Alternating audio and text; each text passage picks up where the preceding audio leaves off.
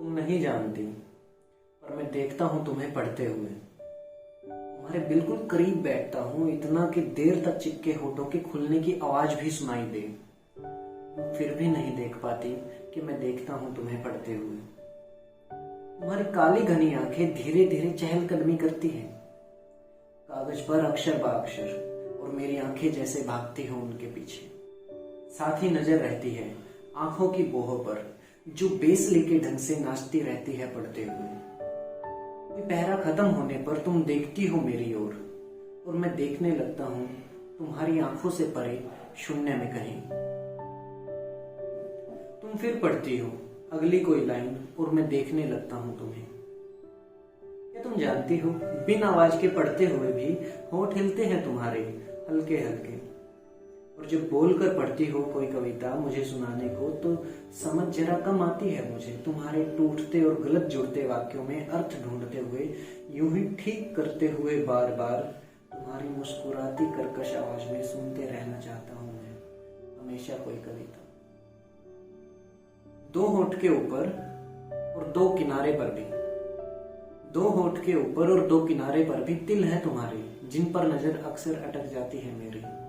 तुम जानती हो कि तुम शर्माती भी हो जब समझती हो कविता में लिखी रुमानियत को, और होठ फैला गहरा कर लेती हो गालों के गड्ढों को। मेरी तरफ देख तुम यूं ही हंसते हुए झपकाती हो पलके धीरे से,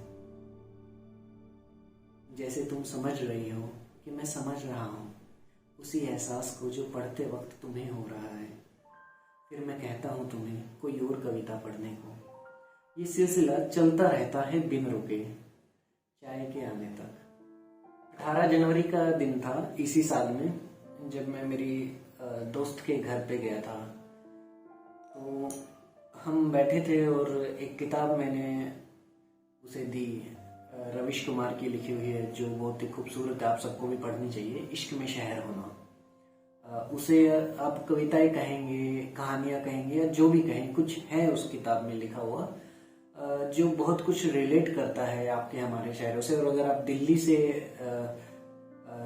अगर आप दिल्ली के रहने वाले हैं या वहाँ जाते आते रहते, तो आप जरूर उसको ज़्यादा रिलेट कर पाएंगे अपनी ज़िंदगी से। तो वो किताब मैंने उसे दी और कहा पढ़ने के लिए। हालांकि उसका कोई इंटरेस्ट नहीं था मेरे सामने पढ़ने में, या कह सकते हैं उसका मुझ में कोई इंटरेस्ट नहीं है, लेकिन मैं उस पल को संजोना चाहता था। मैं देखना चाहता था उसे कि वो पढ़ती है कुछ तो कैसी दिखती है। उस पूरे एहसास को मैं समेटना चाहता था अपने पास हमेशा के लिए। तो बहुत सारी फोटोज मैंने क्लिक की थी उस वक्त, कुछ वीडियोस रिकॉर्ड की थी, और वीडियो और फोटो लेने से पहले ही मैं, जब वो पढ़ के सुना रही थी मुझे कुछ, तो मैं फोन पर कुछ टाइप कर रहा था, जो जो मन में आ रहा था मेरे, मैं लिख रहा था।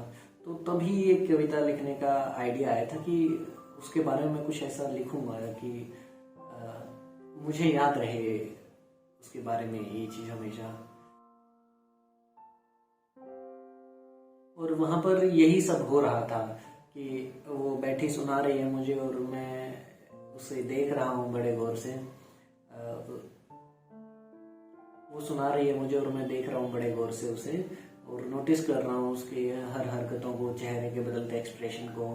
और हाँ, ये सही है कि कई बार वो जब पढ़ती है, बोल करके सुनाती है कुछ, तो समझ नहीं आता है, क्योंकि वाक्य जो है आगे पीछे हो जाते हैं, या फिर वाक्यों के शब्द एक दूसरे के साथ कहीं अलग अलग जुड़ जाते हैं, तो दोबारा समझना पड़ता है। उसे मैं कई बार करेक्ट करता हूँ। और कई बार होता है कि कोई रोमानियत भरी चीज आती जाती है, जिसमें पढ़ करके बड़ा ही खूबसूरत सा एहसास आंखों के सामने आता है। तब वो ऐसे मुस्कुराते हुए देखती है मेरी तरफ, और मैं देखता रहता हूँ उसकी तरफ मुस्कुराते हुए। और जब तो यही सब चल रहा था, और वो खत्म चाय के साथ हुआ था सब, यही था।